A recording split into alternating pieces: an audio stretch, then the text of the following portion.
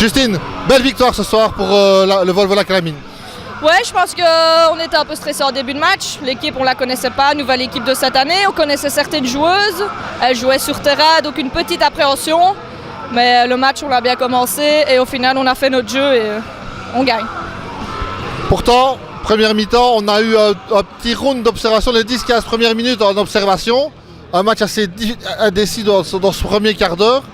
Les choses se sont mises en place. Le rouleau compresseur calaminois a tout écrasé sur son passage. Oui, comme j'ai dit, on ne connaissait pas du tout les filles, donc on a dû prendre un petit peu de temps pour connaître leur jeu, etc., leur tactique. Et une fois que ça a été, on a déroulé et je pense qu'il y a peu d'équipes qui peuvent rivaliser contre ça. On joue depuis énormément de temps ensemble, on se connaît, donc il n'y a rien à faire, quoi. Justement, j'allais y venir.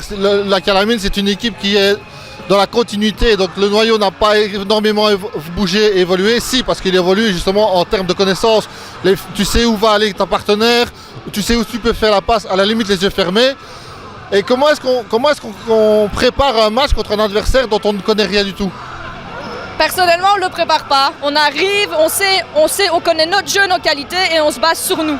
On sait ce qu'on doit faire, on ne se base pas sur l'équipe adverse parce qu'on ne connaît pas. Et on se fait confiance et on joue notre jeu comme on a l'habitude de le faire tout le temps. Alors on a eu un match dans le match, Imke Courtois contre Maud Couterel ce soir. Deux grandes joueuses quand même, deux noms quand même du foot, parce que Maud on la connaît quand même dans la région liégeoise. Imke Courtois un peu moins, mais elle a de tout aussi bonne qualité que Maud. C'est une plus-value quand même pour le futsal. Oui, je pense que Imke a fait parler d'elle au niveau flamand. Maud, le fait qu'elle soit arrivée ici aussi, ça fait parler. Je trouve que c'est positif, ça fait vraiment de pub. D'où le monde ici aujourd'hui. Donc je pense que c'est chouette d'avoir des filles comme ça dans le futsal.